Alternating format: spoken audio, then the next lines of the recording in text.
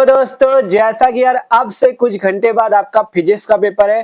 कैसे आपको फिजिक्स के पेपर में देखो फिजिक्स का पेपर 70 नंबर का होगा। ठीक है, ये देख सकते हो 2024 पिछले वर्ष का मॉडल पेपर हमने लिया है। ये मॉडल पेपर क्यों लिया है, क्या आपको इस वीडियो में बताने वाले, सब कुछ बताएंगे। बस थोड़ा सा समय दो। देखो आपसे बात करें तो कुछ घंटे बाद ही आपका फिजिक्स का पेपर होने वाला है। आपने पूरे साल तो पढ़ाई कर ली, लेकिन अभी आपको क्या नहीं पता, मेन तरीका लिखने का। आज के इस वीडियो पे हम आपको वो तरीका बताने वाले, वो ट्रिक बताने वाले लिखने की, जिसको देख के एग्जामिनर तुरंत खुश हो जाता है और एग्जामिनर पूरे पूरे नंबर दे देता है। देखो एक चीज जान लो, बहुत से छात्र ऐसे जिन्होंने पढ़ाई तो पूरे साल कर ली, लेकिन अभी भी उन्हें बोर्ड एग्जाम में फिजिक्स की कॉपी लिखने का तरीका नहीं पता कि भौतिक विज्ञान जो फिजिक्स की कॉपी होगी उसको कैसे हम लोग ट्रिक से लिखें। देख सकते हो पूरे एक एक क्वेश्चन आपको हल करके बताएंगे कैसे बोर्ड एग्जाम कॉपी आपको ट्रिक से लिखनी है, जिससे जो 70 नंबर है ना, ये 70 में 70 आपको पूरे मिले।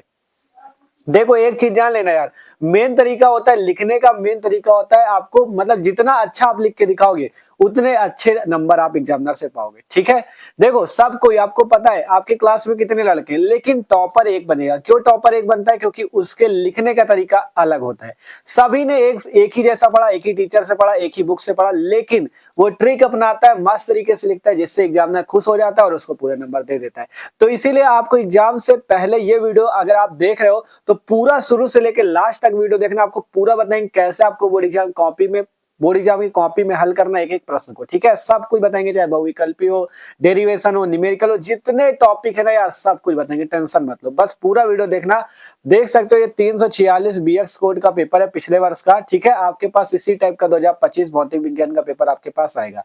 आपको एक एक प्रश्न बताएंगे कैसे कौन सा क्वेश्चन हल करना है। उससे पहले देखो एक चीज आपको पता होना चाहिए, सबसे पहले आपको बोर्ड एग्जाम में क्या क्या ले जाना है।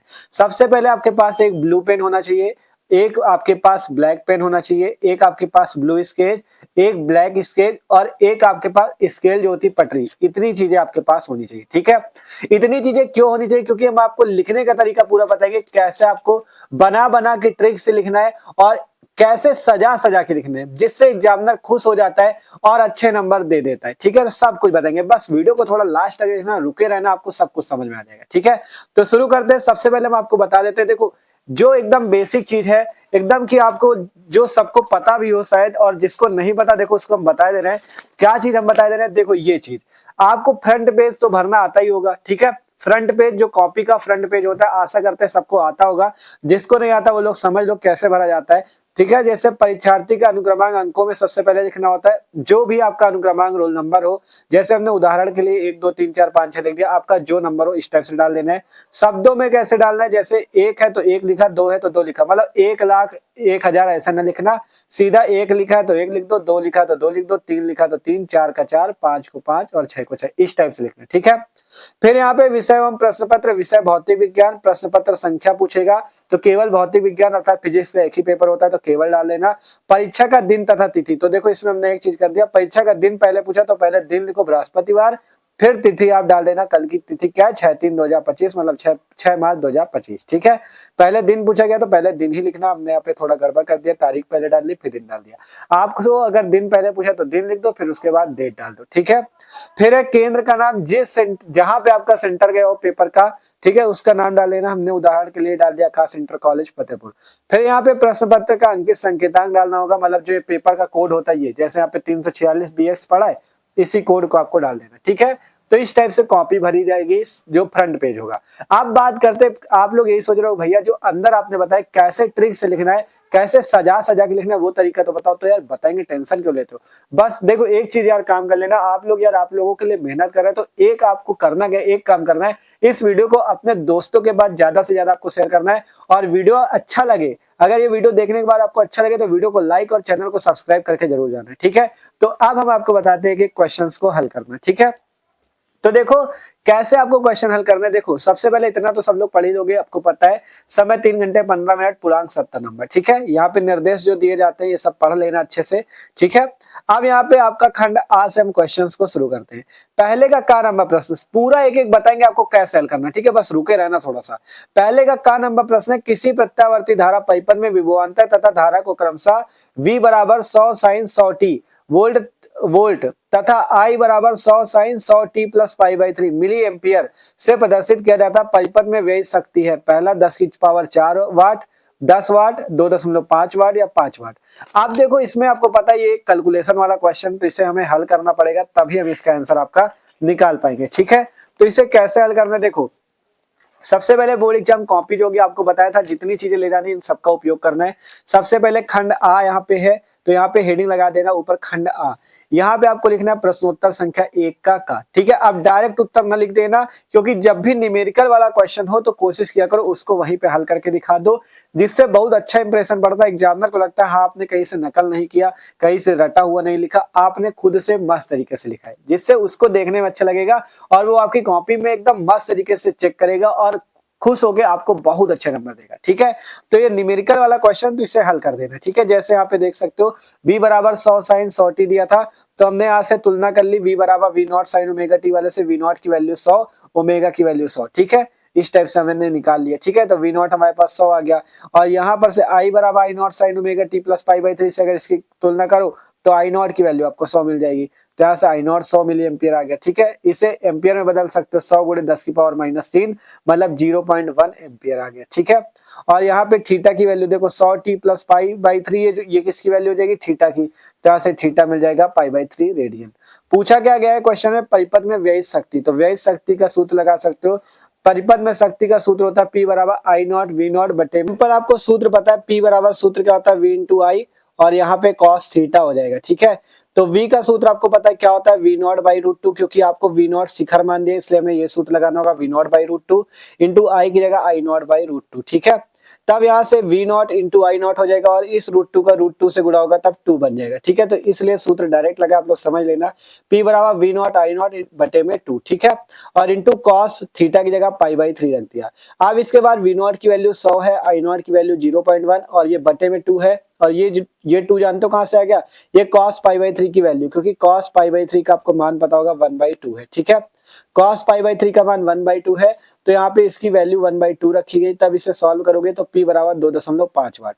अब इसके बाद से आपको नीचे से लिख देना विकल्प जो आपका सही हो। ठीक है, देख सकते हो यहाँ पर से विकल्प आपका कौन सा सही है, तीसरा, तो यहाँ से आपको लिख देना विकल्प नंबर 3, विकल्प नंबर 3 2.5 वाट। ठीक है, इस टाइप से आपको लिख के सही का निशान लगा देना। ठीक है, मतलब अगर न्यूमेरिकल वाला क्वेश्चन है तो आप कोशिश करो कि आप उसको हल कर दो। ठीक है, मतलब न्यूमेरिकल वाला क्वेश्चन है तो कोशिश करो अगर उसे सॉल्व कर सकते हो तो अच्छे से सॉल्व कर दो।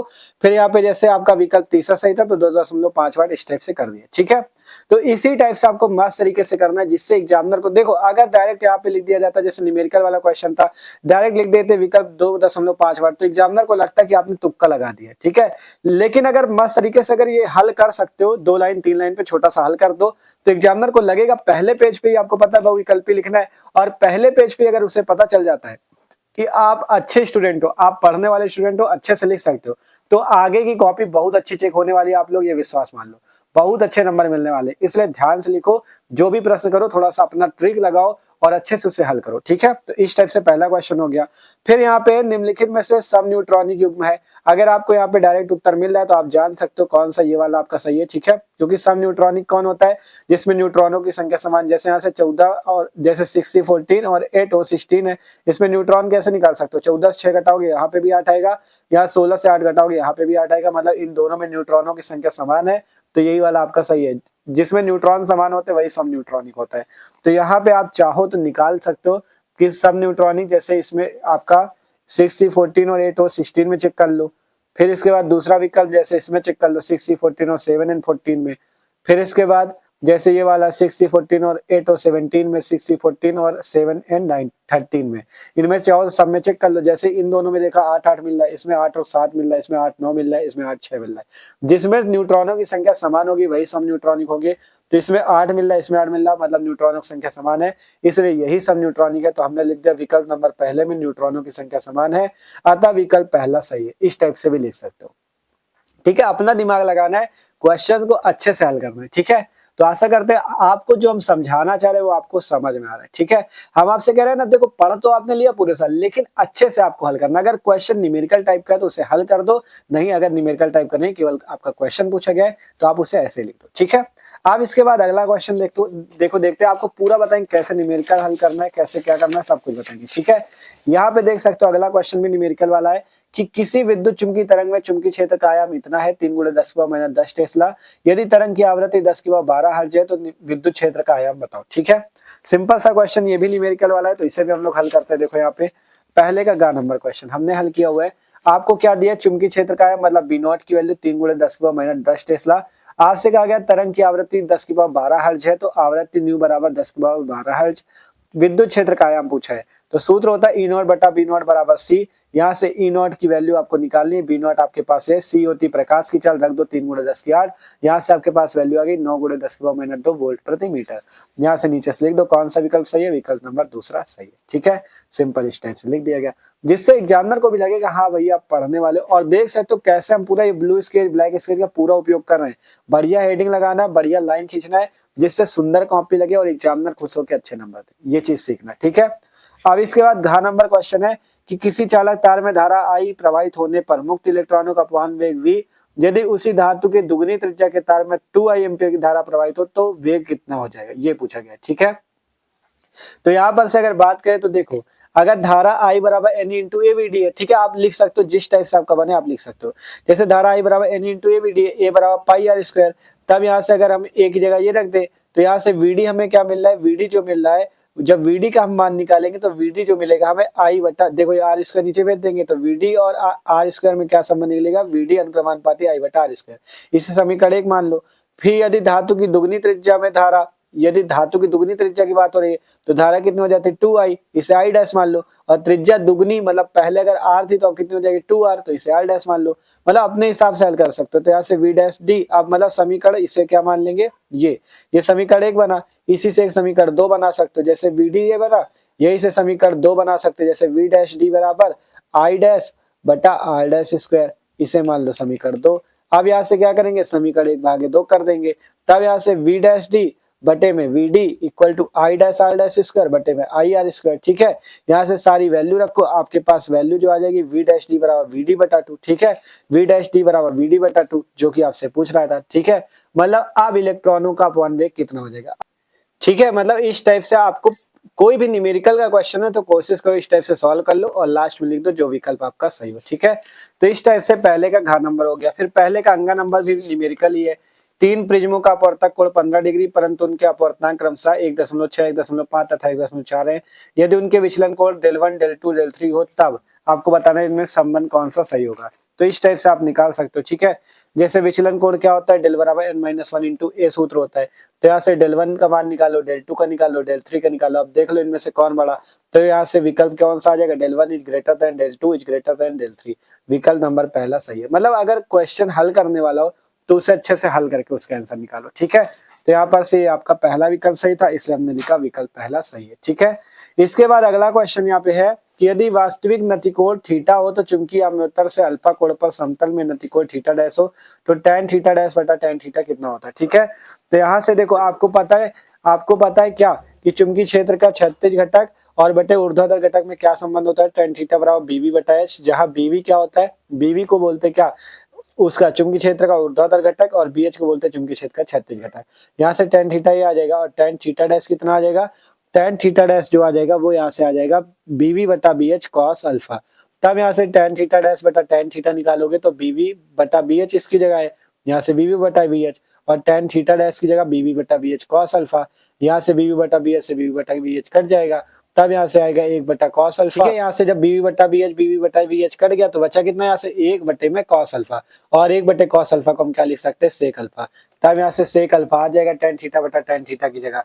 तब यहाँ से विकल्प नंबर पहला सेक अल्फा आपका सही। ठीक है, इस टाइप से मतलब कोई भी क्वेश्चन हो आपका बहुविकल्पी भी हो तो अगर न्यूमेरिकल वाला तो इस टाइप से हल कर सकते हो। ठीक है, आगे के क्वेश्चन देखो इसी टाइप से अगर मस्त तरीके से हल करोगे ना भैया तो एग्जामिनर भी खुश होकर आपको अच्छे नंबर देगा। अब आगे भी इसी तरह से डेरिवेशन भी अभी आपको बताएंगे कैसे हल करना है। ठीक है, जैसे देखो दूसरा नंबर क्वेश्चन है खंड बा, जैसे दूसरे का यदि संयुक्त सूक्ष्मदर्शी के अभिदर्शक व नीतिकल लेंसों की आवर्धन क्षमता m1 m2 है तब सूक्ष्मदर्शी की आवर्धन क्षमता का सूत्र लिखे। ठीक है, तो इसको देख सकते हो कैसे हल करना है आपको, यहाँ पे देख सकते हो। ठीक है, यहाँ पे देख सकते हो जैसे खंड बा पड़ा प्रश्नोत्तर संख्या 2 का मतलब सजा के लिखने, देख सकते हो अच्छी लग रही है ना कॉपी, ऐसे ही लिखना है। अब यहाँ से लिखा गया सूक्ष्मदर्शी के अभिदर्शक लेंस की आवर्धन क्षमता m1, नेत्रिका की आवर्धन क्षमता m2, तब सूक्ष्मदर्शी की आवर्धन क्षमता m बराबर mo इंटू एमई बराबर m बराबर m1 इंटू m2, इस टाइप से। ठीक है, मतलब मस्त लगना चाहिए लिखने में, आपको ऐसा लिखना है, क्वेश्चन को ऐसा एग्जामिनर के सामने प्रेजेंट करना है जिससे एग्जामिनर को लगे कि हाँ बढ़िया आपने लिखा है। ठीक है, अगर कोई क्वेश्चन नहीं भी आ रहा है तब भी कोशिश करो कि आप उसे अच्छा सजा के लिख दो। ठीक है, इसी टाइप से अगला क्वेश्चन संट से क्या देख सकते हो, परिभाषा संट की इस टाइप से लिख दी गई। ठीक है, यहाँ से संट की परिभाषा क्या होती है इस टाइप से लिख दिया। ठीक है, अगला क्वेश्चन था वैद्युत परिपथ के लिए किरचॉफ का प्रथम नियम क्या है, तो देख सकते हो इस टाइप से किरचॉफ का प्रथम नियम लिख सकते हो, दूसरे का गा और फिर उसका जैसे सूत्र आता है सिग्मा आई बराबर 0, ये लिख दो। ठीक है, मतलब मस्त तरीके से। ठीक है, घ नंबर स्वप्रेरण गुणांक की परिभाषा लिखे, तो देख सकते हो हमने स्वप्रेरण गुणांक की परिभाषा यहाँ पे पूरी मस्त तरीके से लिख दी। ठीक है, अंगा नंबर जैसे एम द्रव्यमान का एक कण v चाल से गति करता है, कण की संगत डी ब्रोगली तरंगदैर्घ्य का सूत्र लिखो, तो देख सकते हो यहाँ पे डी ब्रोगली तरंगदैर्घ्य का सूत्र लिख सकते हो h बटा mv। एक नंबर वाले क्वेश्चन है ये। ठीक है, फिर वैद्युत विद्युत की अच्छी रेखा पर विभव का सूत्र बताओ, तो यहाँ पे वैद्युत विद्युत की अच्छी रेखा पे विभव का सूत्र बता दो। ठीक है, मतलब मस्त तरीके से आपको लिखना है एक क्वेश्चन को। ठीक है, फिर यहाँ पे तीसरे का नंबर देख सकते हो, ये आपके पास न्यूमेरिकल है, तो देख सकते हो न्यूमेरिकल को ऐसे हल कर सकते हो। ठीक है, मतलब पूरा मस्त तरीके से जितना अच्छा आप हल करोगे उतने अच्छे नंबर पाओगे। देख सकते हो पहले जो दिया वो नोट करो, जो निकालना उसको निकाल दो, बढ़िया नंबर मिलेंगे। ठीक है, फिर खा नंबर जैसे यहाँ पे ये वाला न्यूमेरिकल है, इसको भी देख सकते हो हमने कॉपी पे इसी टाइप से हल किया था। ठीक है, यहाँ पे देख सकते हो इस टाइप से। ठीक है, इस टाइप से ये क्वेश्चन हल हो गया। तीसरे के गा में आपसे पूछा गया था ये एंड गेट के सांकेतिक चित्र की सहायता से इसकी सत्यता सारणी बनाइए, इस टाइप से आप बना सकते हो। ठीक है, मतलब जितना मस्त तरीके से आप लिख पाओ। देख सकते हो यहाँ पे भी ये न्यूमेरिकल हल है, चित्र बन रहा है तो चित्र बना लो मस्त तरीके से साइड पे। ठीक है, जितना अच्छे से आप लिखोगे उतने अच्छे आपको नंबर मिलेंगे। देख सकते हो आगे भी हमने कॉपी पूरी इसी टाइप से लिखी हुई है। चौथे के का पे भी आपका एक न्यूमेरिकल था। ठीक है, यहाँ पे देख सकते हो इस टाइप से डेरिवेशन टाइप था, इसको भी हमने किया। ठीक है, आगे भी देखोगे चौथे के खा पे आपका। ठीक है, देख सकते हो इस टाइप से जब मस्त कॉपी होगी ना तो एग्जामिनर को भी लगता है यार कि हाँ भैया इसको नंबर देने लायक है। देख सकते हो डेरिवेशन कैसे हल किया गया, जैसे था बायोसेवर्ट नियम से वृत्ताकार धारावाहिक कुंडली के केंद्र पर चुंबकीय क्षेत्र निकालो, मस्त तरीके से हमने निकाल के दिखाया। देख सकते हो बढ़िया चित्र बनाया, इधर साइड उसके जो थ्योरी थी वो लिखा और इधर डेरिवेशन करके पूरा दिखा दिया। तो एग्जामिनर क्यों नहीं देगा यार, 5 नंबर का तुरंत 5 नंबर आपको दे के जाएगा, पूरे नंबर मिलेंगे। बस आपसे कहना है ना, जैसे लिखने को बता रहे हैं ट्रिक से वैसे आपको पूरा लिखना है। ठीक है, जैसे आपको बता रहे हैं आपको करना क्या है, देखो अच्छे से स्केच का यूज करो, अच्छा सजा के बढ़िया साफ लिखो। चित्र बन रहा है चित्र बना दो, अगर कोई बहुविकल्पी प्रश्न है उसका न्यूमेरिकल अच्छे से सॉल्व कर दो, जिससे एग्जामिनर को एक कॉपी आपकी लगनी चाहिए बेहतरीन। देख सकते हो कैसे हल था ये क्वेश्चन। ठीक है, देख सकते हो पूरा क्वेश्चन मस्त तरीके से हल था। कोई भी क्वेश्चन आएगा भाई आपको इसी तरह से हल करना है। ठीक है, अगर नहीं भी आ रहा, मान लो क्वेश्चन नहीं आ रहा तो छोड़ना भी नहीं है। ठीक है, छोड़ना नहीं, उसको भी बना के आपको हल कर देना है। लिखने का तरीका अगर मस्त होगा तो एक बार एग्जामिनर का अगर नजर नहीं गई तो नंबर भी आपको दे देगा। ठीक है, तो बस करना यही है, आपको किसी भी प्रश्न को छोड़ना नहीं है, चाहे जो प्रश्न आपके पेपर का हो, बस आपको उसको बना के लिंक भी देना है, जिससे एग्जामिनर खुश होके आपको अच्छे नंबर देगा। जब कॉपी सजी होगी ना तो एग्जामिनर को भी लगेगा हाँ भैया पढ़ने वाला छात्र है, मस्त नंबर आपको तुरंत वो देगा। ठीक है, तो आशा करते हैं आज का वीडियो सबको अच्छा लगा होगा और इसी टाइप से आप लोग कॉपी लिखोगे। तो वीडियो अच्छा लगा हो तो लाइक कर लो और जो लोग नए हो सब्सक्राइब कर लो और वीडियो को अपने दोस्तों के साथ भी जरूर शेयर करना। तो मिलते हैं अगले वीडियो पे।